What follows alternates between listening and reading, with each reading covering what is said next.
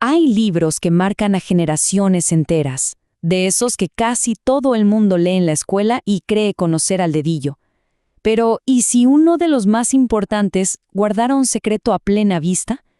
Hoy vamos a revelar un mapa oculto en una de las obras más queridas de Costa Rica. Un mapa que de hecho cambia por completo la historia que creíamos saber sobre estos famosos cuentos. Río traicionero. A ver, esta frase suena fuerte, ¿no? Parece sacada de una novela de misterio, de una de terror quizás. Pero no, viene de lo que aparenta ser una simple colección de relatos costumbristas. Y esta es la primera pista de que, en estos cuentos, las cosas no son para nada lo que parecen. La obra de la que hablamos es Cuentos de Angustias y Paisajes, del gran Carlos Salazar Herrera. Se publicó allá por 1947 y, bueno, es un clásico. Famoso por un estilo increíble, una prosa bellísima. Y sí, es lectura obligatoria para muchísimos costarricenses desde hace décadas. Sin embargo, los análisis literarios más profundos han empezado a rascar esa superficie tan bonita y han encontrado algo más. Una capa de significado que la mayoría pasamos por alto. Una historia de crisis nacional codificada en sus páginas. Y todo empieza con el paisaje. Aquí es donde se pone interesante. La primera gran pista para descifrar este misterio está justamente en el paisaje. Porque en estos cuentos no es solo un adorno, no es un fondo, está vivo.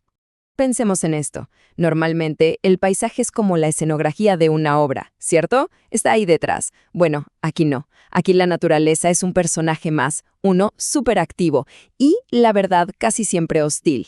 No solo es el lugar donde pasa la historia, sino que la empuja, la cambia, reflejando toda la angustia de los personajes. Al final, el título del libro ya nos lo estaba diciendo. Angustias y paisajes van de la mano. Y esa hostilidad no es una idea abstracta, ¿eh? Se puede ver y sentir en los cuentos. En La Calera, por ejemplo, un frío pozo de cal es el espejo perfecto de un matrimonio sin amor. En El Botero, el río literalmente se vuelve cómplice y le entrega a la víctima a su asesino.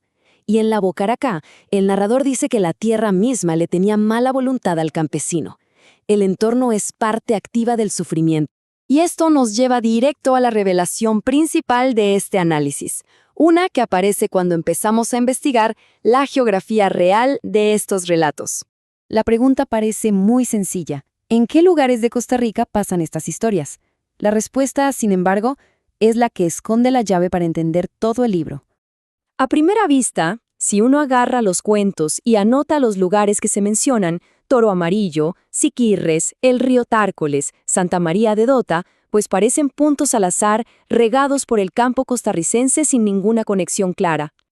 Pero, ¿qué pasa si tomamos un mapa y conectamos esos puntos? De repente, ese aparente desorden desaparece, y lo que emerge no es para nada aleatorio. Es, sin lugar a dudas, la silueta de las dos líneas de ferrocarril más importantes del país. 100%. No es una coincidencia. Prácticamente todas y cada una de las historias ocurren a lo largo de las rutas del ferrocarril al Atlántico y al Pacífico. Y hay que entender algo. Estas no eran simples vías de tren. Eran las arterias por donde corría la modernidad, sí, pero también la crisis y la agitación de Costa Rica en esa época. Esta línea de tiempo lo deja clarísimo. La ruta del tren fue el epicentro del conflicto. Primero, su construcción, con capital extranjero, que sacó a muchos campesinos de sus tierras. Después, la Gran Depresión de 1929, que destruyó la economía de exportación que dependía, justamente, del tren. Esto provocó la Gran Huelga Bananera de 1934, un momento de tensión social brutal. Para cuando el libro se publique en 1947, es el retrato de un país a punto de estallar en una guerra civil. Pero el mapa no es la única pista que dejó el autor.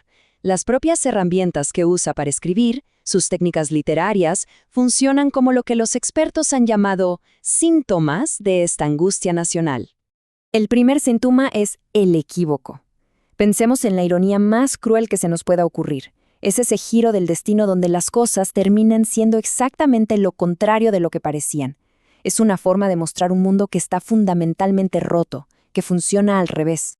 El cuento Un matoneado es el ejemplo perfecto y más devastador.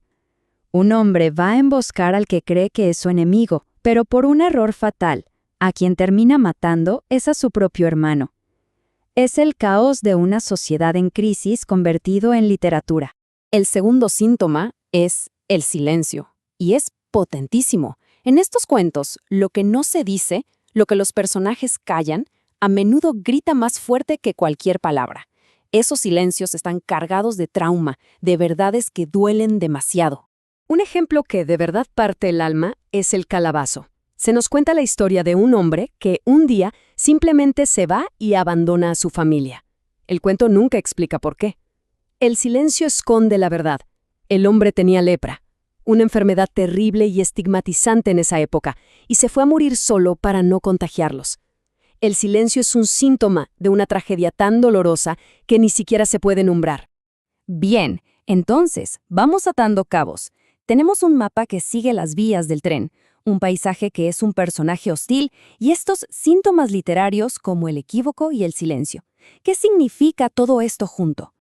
Hay un concepto académico que nos ayuda a entenderlo, el de mapa cognitivo. No se trata de un mapa de Google, claro, es más bien un mapa mental. La forma en que las historias, el arte, nos ayudan a ubicarnos en el mundo social y psicológico, que es tan complejo y a veces tan confuso. Y esa es la gran conclusión de este análisis. Cuentos de Angustias y Paisajes no es solo una colección de relatos. Es, en realidad, un mapa cognitivo del trauma colectivo de Costa Rica en un momento clave. Es una geografía del dolor y del despojo que ocurrieron a lo largo de esas vías del tren. ¿Y por qué importa todo esto? Porque nos recuerda que el arte es mucho más que algo bonito para entretenernos. Es un documento histórico.